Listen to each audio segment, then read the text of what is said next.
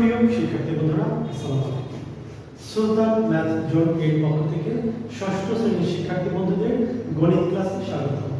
আজ আমরা ষষ্ঠ শ্রেণীর সূত্র বুঝি অধ্যায় থেকে 178 পৃষ্ঠার গোপন সংখ্যার রহস্যভেদ নিয়ে আলোচনা করব। কথা না বাড়িয়ে আমরা উদ্দীপকটা পড়ে নিচ্ছি। সংখ্যাটি 2 অঙ্ক বিশিষ্ট। সংখ্যাটি 100 এর অর্ধেক অপেক্ষা কম। এর অঙ্ক দ্বয়ের অন্তর 7। সংখ্যাটির একক স্থানীয় অঙ্ক 9।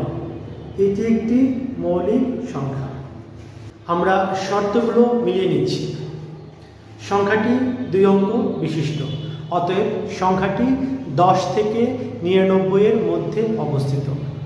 দ্বিতীয় শর্ত, সংখ্যাটি 100 এর অর্ধেক অপেক্ষা কম, অতএব সংখ্যাটি 100/2 সমান 50 অপেক্ষা কম। তৃতীয় শর্ত, এর অঙ্ক দ্বয়ের অন্তর 7। অন্তর হচ্ছে বিয়োগফল, তার মানে প্রাপ্ত সংখ্যার মধ্যে যে দুটি অঙ্ক পাওয়া যাবে তার পার্থক্য 7 হবে, অর্থাৎ প্রাপ্ত সংখ্যার অঙ্কদ্বয়ের পার্থক্য 7। এর পরের শর্তটা হচ্ছে আমাদের সংখ্যাটির একক স্থানীয় অঙ্ক 9। আমরা যেহেতু আগেই বলেছি সংখ্যাটি 10 থেকে 99 এর মধ্যে অবস্থিত ছিল এবং 50 অপেক্ষা কম, তার মানে সংখ্যাটি 10 থেকে 50 এর মধ্যে অবস্থিত। তাহলে 10 থেকে 50 এর মধ্যে একক স্থানে 9 আছে এমন সংখ্যা সমান 19, 29, 39 এবং 49। আমাদের লাস্ট শর্ত, এটি একটি মৌলিক সংখ্যা।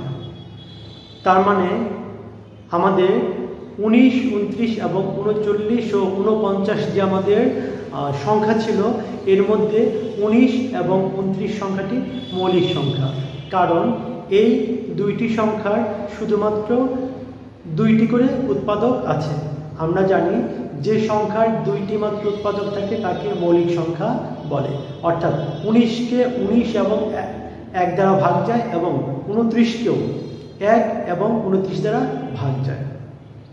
অতএব সংখ্যাটি 19 এবং 29 হতে পারে, কিন্তু আমাদের শর্ত ছিল সংখ্যাটির অঙ্কদ্বয়ের অন্তর্গত হবে আমাদের পার্থক্যটা 7। তাহলে আমরা দেখি, যদি আমরা 19-এর 9 থেকে 1 বিয়োগ দিই, অর্থাৎ আমাদের একক স্থানীয় অঙ্ক থেকে দশক স্থানীয় বাদ দেই, তাহলে পার্থক্য হবে 9 বিয়োগ 1 সমান 8। আবার যদি আমরা 9 থেকে 2 বাদ দিই, অর্থাৎ 29-এর 9 থেকে 2 বাদ দিই, পার্থক্য হবে আমাদের 7।